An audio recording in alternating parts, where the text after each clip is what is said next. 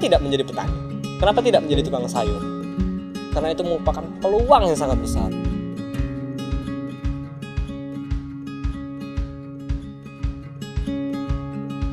Nama saya Faris, saya sarjana psikologi. Awal mulanya saya bermain di hidroponik, saya datang ke Jogja, melihat lahan persawahan itu semakin berkurang, digantikan oleh bangunan-bangunan dan juga perumahan. Saya berpikir, kalau seperti ini, lahan sawah akan terus berkurang dan harganya semakin mahal. Tantangan menjadi seorang petani, saya menganggap diri saya sebagai tukang sayur ya. Itu adalah pertama yang paling berkesan itu adalah dari orang tua. Ketika saya memutuskan untuk bertani, orang tua saya marah. Karena apa? Latar belakang saya sarjana psikologi dan saat ini saya sedang menempuh magister profesi psikologi, membuat orang tua saya kecewa. Cukup lama perseteruan di antara saya dengan bapak saya, dan pada akhirnya beliau bertanya, jika kamu memang serius untuk mendalami hidroponik, maka seriuslah.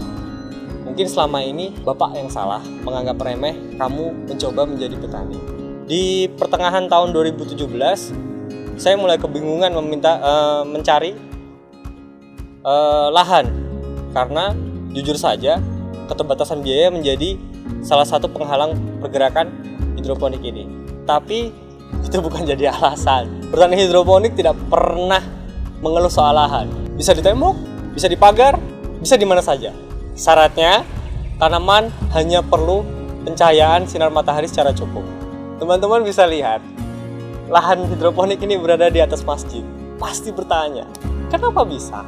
Saya tidak menyangka bisa menempatkan instalasi hidroponik saya di atas masjid. Dengan bantuan pengurus masjid, dengan bantuan pemuda dan tokoh masyarakat setempat, akhirnya kita bisa memanfaatkan lahan kosong di atas masjid. Makanya, carilah komunitas, carilah perkumpulan. Banyak orang-orang baik di sekitar kita. Ketika kita berlaku baik kepada orang, kebaikan itu akan kembali. Bisa kita lihat di belakang saya, ada instalasi. Jujur, ini instalasi bernilai kurang lebih 3,5 juta. Komplit. Dengan kreasi, dengan kreativitas, jadilah instalasi seperti ini. Tanaman yang saya tanam, tanaman-tanaman sederhana. Kangkung, bayam merah, sawi bakso atau caisim, pakcoy. Kalau untuk kangkung, kita bisa panen 2 minggu setelah tanam. Bayangkan, secepat itu kan panennya. Dengan ada instalasi sebesar ini, mungkin belum besar ya, kecil. Penghasilan kita dalam 1 bulan, ketika dimanajemen dengan bagus, di-maintain dengan bagus, bisa menghasilkan kurang lebih 1,5 juta.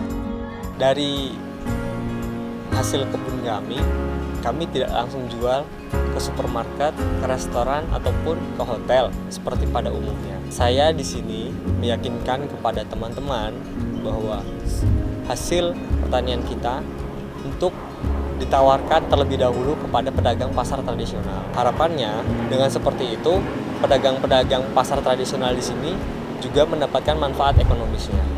Di sisi lain, kenapa saya berinisiatif untuk membawa sayuran hidroponik ke pasar tradisional? Karena semua orang layak mendapatkan sayuran-sayuran yang sehat. Dan saya bangga jadi petani, karena petani itu merupakan pekerjaan yang sangat mulia. Cita-cita terbesar saya adalah membuat semua tani di Indonesia menggunakan teknologi yang up to date.